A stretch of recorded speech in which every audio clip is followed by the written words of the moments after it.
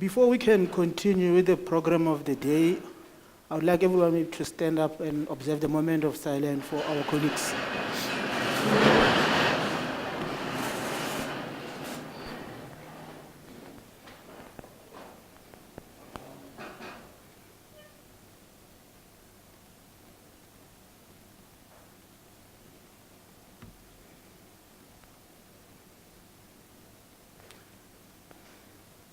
Thank you.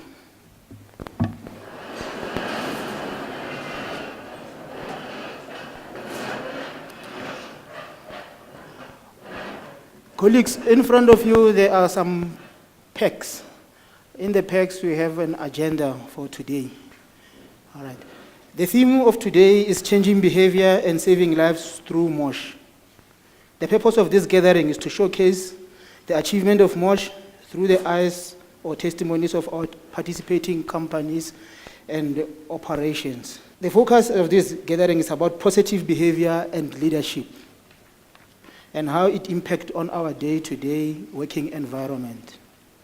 We will hear about the successes from participating mines like Kwitala, Pakisa, Bambanani, Lenco, and many others. We'll also, as you can see on the agenda, we have a key speaker, Dr. Peter van Jasveld, who will share with us about some of the tools to improve our emotional intelligence and route to self-mastery. At the end, we will end this session with a high-level panel discussion on the status of industry and the way forward. We are all aware that this year, so far, is not looking good in terms of safety. And I think some of the panel members will be able to reflect on that and the way forward. I would like, for those who actually do not know, for the benefit of those who do not actually know Mosh, to play a video that will take us back on, give us what is Mosh before we can actually start the formal proceedings. The Chamber of Mines presents the Mining Industry Occupational Safety and Health, or Mosh, Leading Practice Adoption System. What is the Mosh Leading Practice Adoption System? It is a methodology used to replicate existing pockets of excellence in health and safety throughout the mining industry. It is a crucial part of the industry's drive towards zero harm. The Mining Charter requires every mine in South Africa to report annually to the Department of Mineral Resources on whether they have considered or adopted specified leading practices. So what exactly is a Mosh leading practice? It is an existing practice that has proven to be particularly effective in delivering good occupational health and safety performances and which has the potential for widespread adoption. It comprises technical and behavioral aspects. Think of a leading practice as a tripod. It must have 3 legs: a technical leg, a leadership behavior leg, and a behavioral communication leg. In practice, the Mosh adoption system has 3 simple steps: to identify, document, and then facilitate widespread adoption. Within these steps, there are essentially 2 parallel yet integrated processes that fully come together in the final step of initiating widespread adoption. One process deals with identifying and documenting the technical leg of the leading practice. The other deals with the behavioral communication and leadership behavior legs of our leading practice tripod. Let's look at the first process, identifying and documenting the technical aspects of the practice. Firstly, we identify the leading practice. The Mosh adoption teams first prepare through risk assessment analysis, reviewing research and development outcomes, holding discussions at mines, and developing a risk story.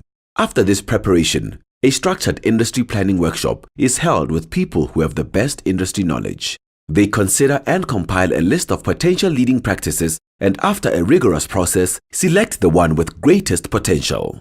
Potential adoption mines are also identified at this stage along with the key people to be interviewed. Secondly, we document the leading practice.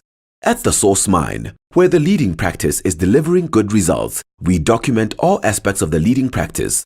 The technical aspects such as standards, procedures and systems are recorded. And the equally important behavioral aspects, what communications and behaviors, especially from leaders, contributed to the success and sustainability of the practice. These outcomes become part of the leading practice adoption guide. This is a user-friendly document that contains all the information gathered from Process 1 and 2 that a potential adoption mind needs to voluntarily decide whether or not to adopt the practice and to then successfully adopt the practice. Another important part of the adoption guide documents the value case. The value case sets out the benefits of adoption and answers the crucial question, what's in it for us? Minds will not adopt a leading practice if they are not convinced that the benefits of saving lives outweigh the financial costs. Now let's look at the second process of the Mosh adoption system, behavioral communication and leadership behavior, two of the legs of the leading practice tripod. To understand these concepts, we need to understand that people have what we call a mental model. A mental model is the combination of views, experience, perceptions, beliefs, values, emotions, and biases that each person has. It is with our mental models that we make sense of our environments. Any new information about the leading practice is evaluated against our mental model, and if it is in conflict, it will be rejected. We will only adopt a new idea voluntarily if it fits in with our thinking. Firstly, we need to study the mental models of potential stakeholders. These are the people or deciders who make the decision to adopt the practice, and those affected by the adoption, including those who will use the practice, otherwise known as the adopters.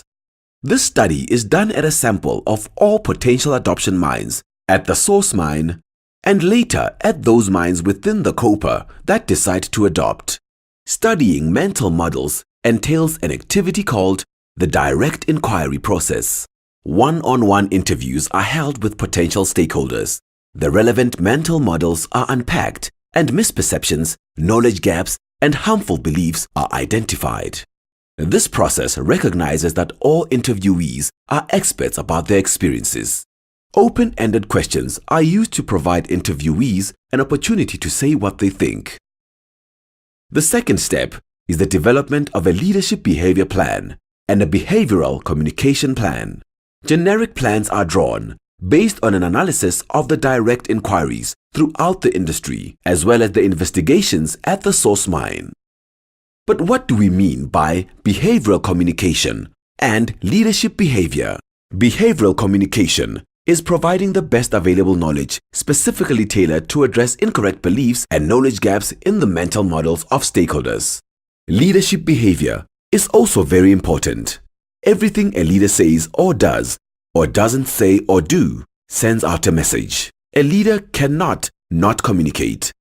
For example, if a supervisor sees unsafe work and does not react, his behavior sends out a very strong message that says, in this workplace, it is okay not to work safely. Also, if a manager recognizes and rewards appropriate behavior, that behavior is likely to be repeated. During the direct inquiries, people tell us what leadership behavior will facilitate voluntary adoption and what will cause resistance. The behavior communication and leadership behavior plans, which are integrated into the Leading Practice Adoption Guide, provide guidance on displaying appropriate leadership behavior and delivering behavioral communication.